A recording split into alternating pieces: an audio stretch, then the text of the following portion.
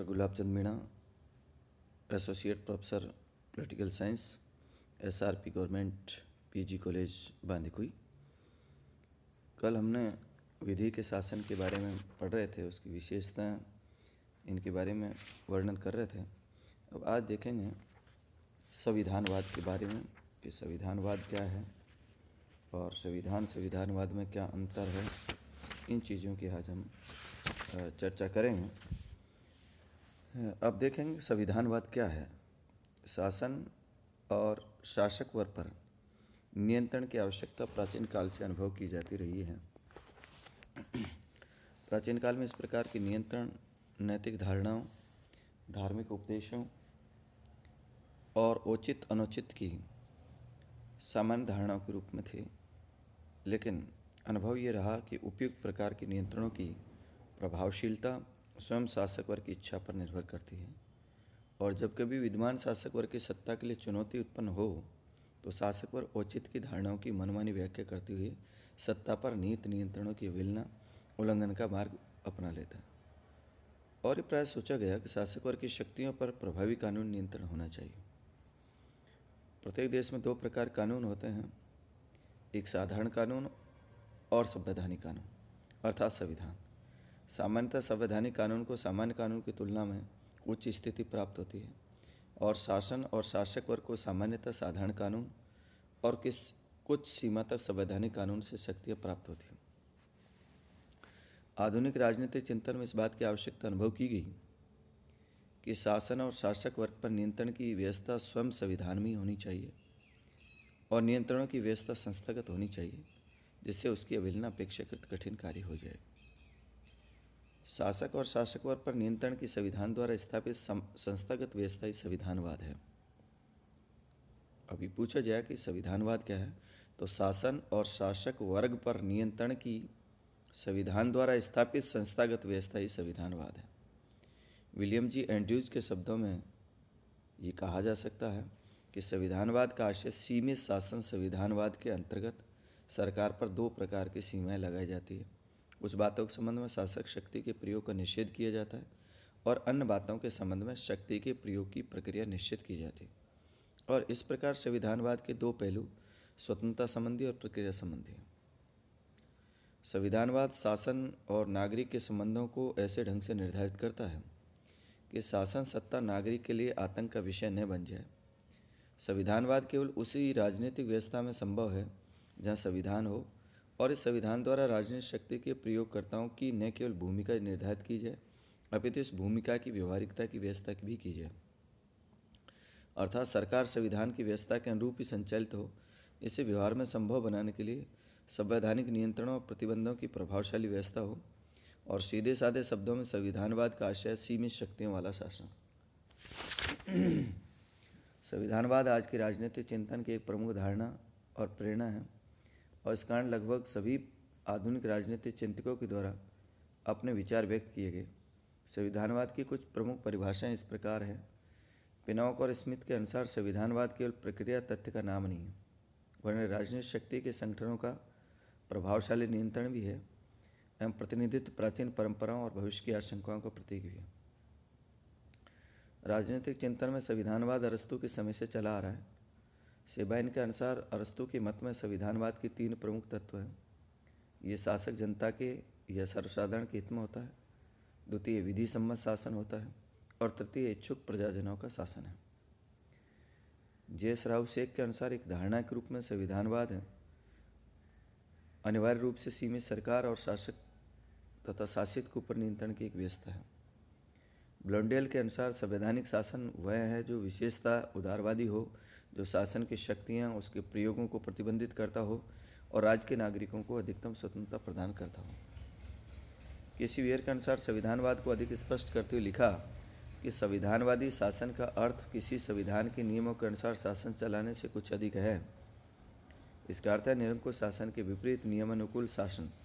संविधानवाद की वास्तविक सार्थकता और उसके पीछे मौलिक उद्देश्य यही है कि शासन की सीमाएं बांधी जा सके, शासन चलाने वालों पर कानूनों और नियमों के मानने का बंधन रहे। संविधान की धारणा निश्चित रूप से बहुत अधिक व्यापक गतिशील धारणा है।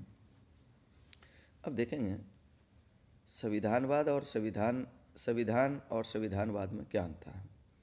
संविधानवाद संविधान पर आधारित होता है और संविधान ही संविधानवाद की अभिव्यक्ति करता है। इस आधार पर कुछ व्यक्ति इस बात का प्रतिपादन करते हैं कि संविधान पर आधारित शासन ही संविधानवाद है और संवैधानिक शासन और संविधानवाद में अंतर नहीं किया जा सकता। C.F. स्ट्रॉन्ग और कोरी अब्राहम के द्वारा इस प्रकार का दृष्टिकोण अपनाया गया। C.F. स्ट्रॉन्ग के द्वारा शब्दों में संविधान उन सिद्धांतों का समूह है जिनके अनुसार राज्य के अधिकारों, नागरिकों के अधिकारों दोनों के संबंधों में सामंजस्य स्थापित किया जाता है। कोरी और अब्राहम लिखते हैं कि स्थापित संविधान के निर्देशों के अनुसार शासन को संविधानवाद माना जाता है। अब हम देखेंगे संविधान और संविधानवाद सभी परिस्थितियों में एक नहीं होते, कुछ अंतर होता है जिसका उल्लेख निम्न प्रकार से किया जा सकता है। परिभाषा की दृष्टि से नंबर 1, जहाँ संविधानवाद एक विचारधारा का प्रतीक है, वहाँ संविधान एक संगठन का प्रतीक है। संविधान में किसी राष्ट्र के मूल्य, विश्वास और आदर्श नीति होते हैं, जबकि संविधानवाद उन सिद्धांतों का समूह है जिनके आधार पर शासन शक्तियाँ और शासकों के अधिकारों, उनकी सीमाओं का निर्धारण होता है। नंबर 2, जो बात कर रहे हैं हम, प्रकृति की दृष्टि से देखा जाए, नेचर की दृष्टि से देखा जाए तो दोनों में डिफरेंस किया जा सकता है। संविधानवाद में लक्ष्यों और उद्देश्यों की प्रमुखता होती है, जबकि संविधान में साधनों की सुव्यवस्था की प्रधानता होती है। संविधान रूपी साधन के माध्यम से संविधानवाद के लक्ष्यों को प्राप्त करने की चेष्टा की जाती है। तीसरी जो बात है उत्पत्ति की दृष्टि से, जहाँ संविधानवाद सदैव और आवश्यक रूप से विकास का प्रतिफल होता है, वह वर्तमान समय में संविधान सामान्यतः निर्मित होते हैं, जो औपचारिक संशोधनों, परंपराओं के विकास के आधार पर अपने आप को बदली हुई परिस्थितियों और आवश्यकताओं को अनुरूप ढालते रहते हैं। औचित्य के आधार पर यदि अंतर करें तो जहाँ संविधानवाद में आदर्शों के औचित्य का प्रतिपादन मुख्यतः विचारधारा के आधार पर होता है, वहाँ संविधान का औचित्य मुख्यतः विधि या कानून के आधार पर ठहराया जा सकता है। पांचवी जो बात है, संविधान और संविधानवाद में सबसे प्रमुख अंतर क्षेत्र की दृष्टि से और संविधान की तुलना में संविधानवाद बहुत व्यापक है। संविधानवाद एक अंतर्भूतकारी धारणा है, लेकिन संविधान एक अपवर्जक धारणा। एक देश के मूलभूत नियमों, कानूनों के संग्रह को संविधान कहा जाता है, लेकिन संविधानवाद नियमों और कानूनों का संग्रह मात्र नहीं होता। राजनीतिक जीवन के मूल्य, विश्वास, राजनीतिक आदर्श, संस्कृति सब कुछ संविधानवाद में समाये रहते हैं। संविधानवाद निश्चित रूप से संविधान से कुछ अधिक है। प्रत्येक देश का अपना एक अलग संविधान होता है, जिसे अन्य संविधानों में कुछ विशेषता प्राप्त होती है, और प्रत्येक देश का अपना एक अलग मौलिक संविधानवाद नहीं होता। संविधानवाद की 2-3 अवधारणाएं बताई गई है: पाश्चात्य संविधानवाद, साम्यवादी संविधानवाद और विकासशील देशों का संविधानवाद। अब देखेंगे संविधानवाद की सामान्य क्या विशेषताएं कही जा सकती हैं। पहला, संविधानवाद मूल्य संबंधी अवधारणा। संविधानवाद का संबंध राष्ट्र के जीवन दर्शन से, और ये उन मूल्यों, विश्वासों, राजनीतिक आदर्शों को संकेत करता है जो राष्ट्र के हर नागरिकों को प्रिय है और जो हर राष्ट्र का जीवन आधार होता है। संवैधानिक दर्शन राजनीतिक समाज की अभिव्यक्तियों द्वारा प्रदान किए जाते हैं। और दूसरा है संविधानवाद संस्कृति संबंधी अवधारणा। संविधानवाद की धारणा उस स्थान विशेष की संस्कृति से संबंधित पाई जाती है जो हर देश के आदर्श, मूल्य, विचारधारा उस देश की संस्कृति की उपज होते हैं। संविधानवाद गत्यात्मक अवधारणा। संविधानवाद विशिष्ट बात है कि स्थायित्व के साथ साथ गत्यात्मकता पाई जाती है, और ये प्रकृति में बाधक नहीं है, प्रकृति का साधक रहता है, और गतिशील प्रकृति अति आवश्यक है। चौथी जो बात है, संविधानवाद समभागी अवधारणा। एक राष्ट्र के मूल्य, विश्वास, राजनीतिक आदर्श और संस्कृति के प्रति अन्य देशों में निष्ठा हो सकती है, और कई देशों के राजनीतिक आदर्श, आस्थाएं और मान्यताएं समान हो सकते हैं। ऐसे देशों में संविधानवाद आधारभूत समानता रखता है। पाश्चात्य संस्कृति वाले देशों में संविधानवाद में समानता पाई जाती है। संविधानवाद राज्य साध्य से संबंधित अवधारणा। संविधानवाद मूल्यतः साधनों से संबंधित अवधारणा है, और ये साधनों की पूर्णता विलंब नहीं कर सकता। फिर भी संविधानवाद मुख्यतः लक्ष्यों का ही सूचक है। इस प्रकार जब संविधानवाद साध्य प्रधान अवधारणा है तो उस अर्थ उन आदर्शों से है जिसे समाज साध्य के रूप में स्वीकार करता है। छठी जो बात है, संविधानवाद संविधान पर आधारित अवधारणा। सामान्य परिस्थितियों में हर लोकतांत्रिक राजनीतिक समाज के मूल्यों, गंतव्यों का संविधान में स्पष्ट उल्लेख है। ऐसे संविधान में पर ही संविधानवाद आधारित होता है। ये संस्थागत प्रक्रियाओं का संगठन वह स्थापना करता है, जिससे संविधानवाद व्यवहारिक और वास्तविक बनता है। अब देखेंगे हम संविधानवाद के क्या क्या लक्षण हैं। संविधानवाद की जो अवधारणा है, पाश्चात्य संविधानवाद, साम्यवादी संविधानवाद और विकासशील देशों के संविधानवाद बताई है। लेकिन आज भी संविधानवाद का विचार मूलतः पाश्चात्य संविधानवाद पर आधारित है। इस दृष्टि से संविधानवाद की बहुत सारी जो विशेषताएं हैं वो हम चर्चा करेंगे। पहला है संविधान। संविधान का अस्तित्व संविधानवाद की कोई गारंटी नहीं है, लेकिन ये तथ्य है कि संविधान के बिना संविधानवाद संभव नहीं है। संविधान संविधानवाद के लिए आधारशिला प्रस्तुत करता है। संविधानवाद शासन शक्तियों को सीमित करने की संस्थागत व्यवस्था है और इस संस्थागत व्यवस्था संविधान की देन हो सकती है। और सैद्धांतिक दृष्टि से संविधान लिखित, अलिखित, विकसित, निर्मित, लचीला, कठोर जैसा हो सकता है। दूसरा, जनता के प्रति उत्तरदायी या लोकतंत्रीय शासन। इस लोकतंत्र को ही संविधानवाद या संविधानवाद को लोकतंत्र का समरूप मान लेने से भूल नहीं करनी चाहिए। साम्राज्यवादी जर्मनी शायद ही लोकतंत्र कहला सकता है और यह संविधानवाद का अस्तित्व था, क्योंकि शासन सत्ता का प्रयोग कानून के अनुसार होता है, न कि निरंकुशता पूर्वक और मनमाने ढंग से। आज के कुछ तथाकथित लोकतंत्र राज्यों में जनता द्वारा निर्वाचित सरकारें जिस प्रकार से मनमानी रूप से आचरण करते हैं, उनके कारण प्रत्येक लोकतंत्र राज्यों के संविधानवादी राज्य कह पाना संभव नहीं होता। तीसरी जो बात है, विधि सम्मत शासन या शासन सत्ता पर नियंत्रणों की व्यवस्था। और अरस्तू के समय से ये विचार को माना गया कि आदर्श राज्य में सर्वोच्चता की स्थिति किन्हीं व्यक्तियों को नहीं, वर्ण विधियों को ही प्राप्त होनी चाहिए।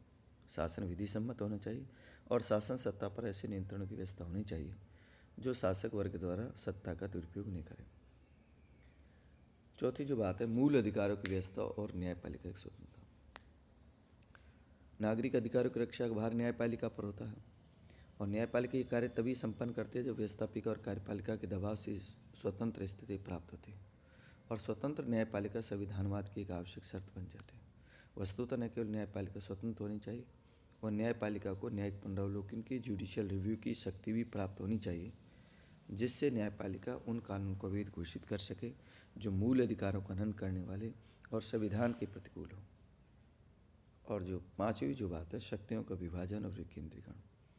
फेडिक लिखते हैं कि जनसमूह भी उतना ही निरंकुश हो जाता है जितना एक मुकुट धारण करने वाले एक विशिष्ट व्यक्ति।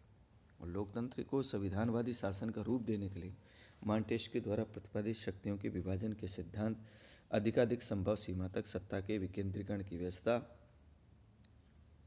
को अपनाया जाना चाहिए। कार्ल फेडिक ने एक स्थान पर लिखा कि शक्ति विभाजन सभ्य शासन और सरकार का आधार है और यही संविधानवाद का अभिप्राय है। छठी जो बात है, सत्ता और व्यवस्था में शांतिपूर्वक परिवर्तन की क्षमता। राजनीतिक क्षेत्र में अनेक बार बल प्रयोग इस कारण होता है कि सत्ता में परिवर्तन की कोई निश्चित सामान्य प्रक्रिया नहीं होती। सत्ताधारकों में शांतिपूर्वक परिवर्तन की व्यवस्था होनी चाहिए। व्यवस्थित परिवर्तन की जटिल प्रक्रियात्मक व्यवस्था ही संविधानवाद है। और नेक्स्ट और लास्ट जो है, श्रेष्ठ परंपरा और सामाजिक बहुलवाद। संविधानवाद की दृष्टि से श्रेष्ठ सामाजिक, सांस्कृतिक और संवैधानिक परंपराएं बहुलवाद का पर्याप्त महत्व है। और सामाजिक बहुलवाद समाज के विभिन्न संघों के माध्यम से शासन की शक्तियों को मर्यादित रखता है। श्रेष्ठ परंपराएं सामाजिक बहुलवाद का महत्व इसी दृष्टि से स्पष्ट है कि संयुक्त राज्य अमेरिका ने जिन संवैधानिक व्यवस्थाओं के आधार पर एकता, स्वतंत्रता और न्याय के लक्ष्य को प्राप्त किया, दक्षिणी अमेरिकी राज्यों में वो अधिकारी वर्ग द्वारा शक्तियों के दुरुपयोग को नहीं रोक सके। रॉबर्ट एडेल ने अपनी पुस्तक में लिखा कि निर्वाचनों के प्रति उत्तरदायित्व के साथ सामाजिक बहुलवाद बहुमत वर्ग द्वारा सत्ता के दुरुपयोग को रोकने का प्रभावशाली साधन है। संविधानवाद के जो लक्षण बताए गए, जैसे संघवाद, स्वस्थ लोकमत, प्रेस की स्वतंत्रता, और निसंदेह रूप से कहा जा सकता है कि संविधानवाद के संबंध में इस बात को ध्यान रखना होगा कि संविधानवाद मूल्यतः एक गतिशील धारणा है।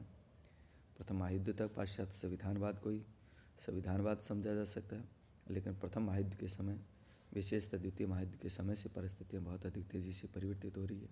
आज स्पष्ट हो गया कि अधिकतम संभव सीमा तक आर्थिक समानता, सामाजिक न्याय के बिना संविधानवाद के लक्ष्य को प्राप्त कर पाना संभव नहीं है। और संविधानवाद को प्राप्त करने के लिए पाश्चात्य संविधानवाद का आर्थिक, सामाजिक न्याय के साथ संबंध स्थापित होना चाहिए। ये आपका अपेक्षा की। धन्यवाद।